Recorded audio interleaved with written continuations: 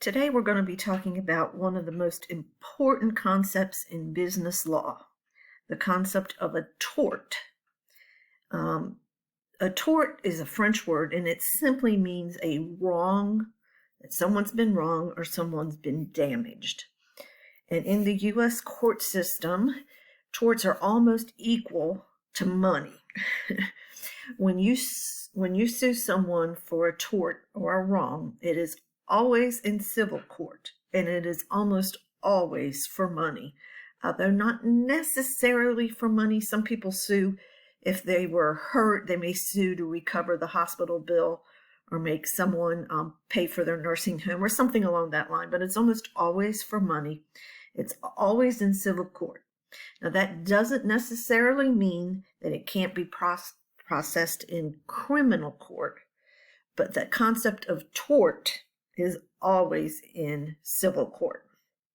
So when you go before a jury in a tort case, instead of deciding whether someone is guilty, which is what happens in a criminal case, the jury decides what happened. What are the legal consequences of what happened? And what are the damages suffered by the plaintiff? So if you trip and fall in a store and you sue, that's what the jury would have to decide. What happened? What are the legal consequences of what happened? And what are the damages? And when you see the term damages, when we're talking about torts, you can almost always think money. Like I said, not necessarily money, but you can almost always money. So there are two types of torts. They are intentional torts and negligent torts. So negligence just means that the individual did not exercise the duty of care. Others have described this as acts of omission.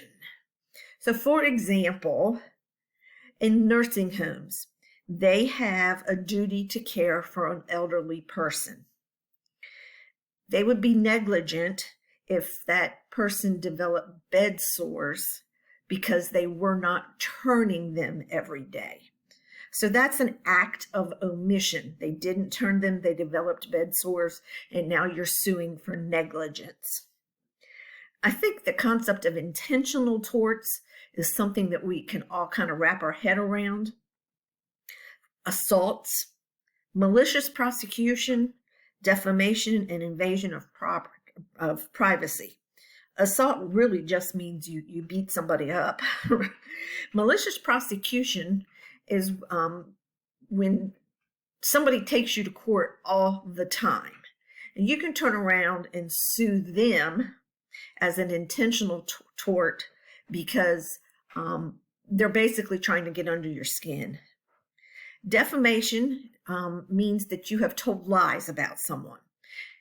It comes in two forms, slander and libel. Slander means you say something, so slander and say both start with S. That's an easy way to remember it. Slander means that you have said an intentional lie about someone. Libel means that someone has written an intentional lie about you. Now, you may have heard discussions about slander and libel. If you watch a lot of movies, sometimes somebody will say, well, I will sue you for libel, or I will sue you for slander. In the United States, if you are a public figure, it is very, very difficult to win a case on slander or libel. But as a private citizen, you have a better chance. But that is an intentional tort. That is an intentional wrong. Someone intentionally told a lie about you. And the last intentional tort your book talks about is an invasion of privacy. And we're all aware of this. There's been several high-profile cases. I don't know if you were aware of Erin Andrews. Somebody set up cameras in her hotel room and intentionally filmed her, and she won millions of dollars off of that. So that's the concept of intentional torts. Now there's something, as I said, the concept of negligence. And that is where someone did not use a reasonable standard of care. Again, I use the nursing home. You can also flip that in a daycare. If a child gets hurt in daycare, you could sue and say they did not have a reasonable standard of care. There is a famous lawsuit that y'all may have heard about where someone went through the McDonald's drive-through and the coffee was hot and it burned them.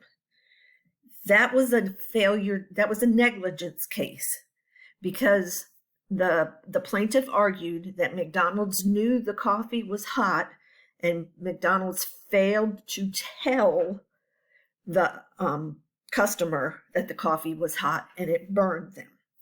So they were negligent in that they didn't use a standard of care. They didn't exercise a duty of care to warn the person that the coffee was hot. So that's negligence. You see a lot of negligent lawsuits. Somebody didn't warn me. Somebody should have warned me. Somebody should have taken care of me. That's kind of the whole negligence type thing. You see lawsuits with intentional torts, but negligence is probably the one you see the most of. Now, there's a couple of liability lawsuits that I want to go over. The concept of strict liability, and this is when a harm is suffered through no intentional fault. There are six factors, but it must meet 4, and the 6 factors are listed in your textbook, so I didn't want to go through all of them here because they're pretty self-explanatory. Your book gives an excellent example in that you have horses. You've put an electric fence around the horses so they won't get out, but there's a thunderstorm and the electricity goes out and the fence goes down and the horses get out and cause an accident. You've taken due care, you've tried your best, and it's no intentional fault, but you are still going to have strict liability. So these are one of these cases where, it's kind of relying on the court. I'm not sure how many of these cases go to court, but it's when you have liability. I think the book talks about, it's a high degree of risk or harm that this activity may pose. I've also heard examples of like you own a shooting range and something may happen because that is an example of a high risk activity. Trespassing. Trespassing simply means someone is present without permission. Strict liability may still be found even though that person is there illegally. One of the ways that strict liability may be found is for something called an attractive nuisance. So what that means, it's kind of a weirdly weirded saying, but what that means is if you have something on your property that may attract trespassers, then you may actually be held liable if that trespasser gets hurt on your property. So if it's a common place for trespassing. So let me give you an example from my own life. I grew up around a bunch of slate quarries. Slate quarries are a great place for diving. So the owners of the quarries would put up all of these signs, no trespassing, stay out. They would actually put like logs in the road so people can get back there. But because they knew that people trespassed there, they had strict liability because it was an attractive nuisance. I don't know that that's fair, but that's what the law says. An attractive nuisance is also something that a reasonable child would wish to view. So let's say that you have a lot of money and you set up some kind of traveling circus on your property. If a child gets on your property and gets hurt, you're going to be held liable because that traveling circus that's on your property, that was something that the child wanted to see. So the child came on your property, and you could have reasonably understood that the child would want to come on your property, so you're going to be held in strict liability.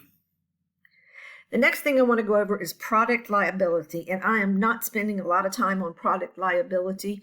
The only reason is because there are literally lawyers that do nothing but product liability. There are whole law courses based on product liability.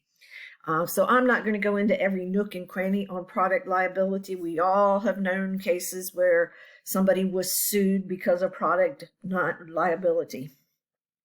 So there's a concept, I believe it's Latin, and it's res ipsa loquitur.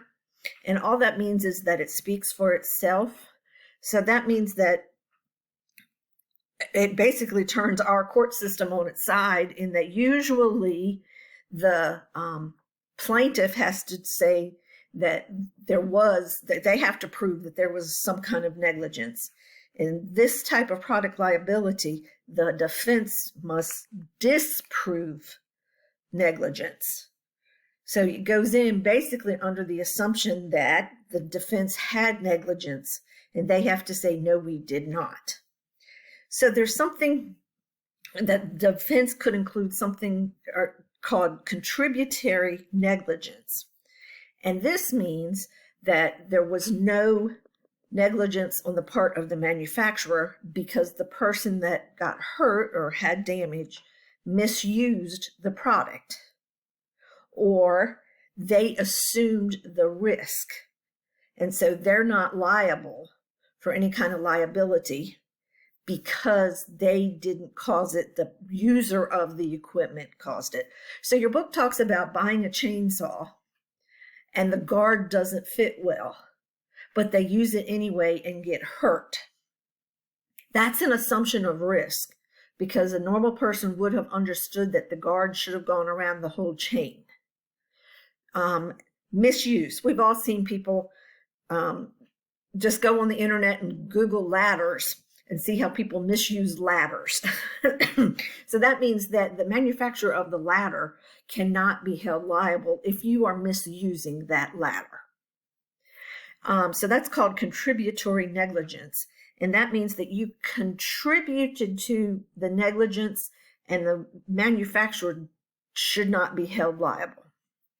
There's also something called comparative negligence. And this is where you may have misused the product, but the manufacturer still has some kind of liability. So the jury in this case would have to decide, if you were misusing it, what percentage of the misuse caused your damage. So let's say you have a ladder set up on a piece of wood on the back of a pickup truck. I've seen it many times. Or you have a ladder just in the bed of a pickup truck, and you fall. Well, they may decide that comparative negligence means that you were misusing that and you shouldn't have set it up in the back of a pickup truck. But they may have said that the manufacturer should have put more warnings on the ladder. So both of you share in what happened. So maybe you share 70% and the manufacturer shares 30%. You're only going to get 30% of what damages would have been. So that is comparative negligence. So again, this is a very important topic in manufacturing, in business, when you start talking about wrongs and damages in civil court. So I hope you understood it. If you have any questions, let me know. Thanks.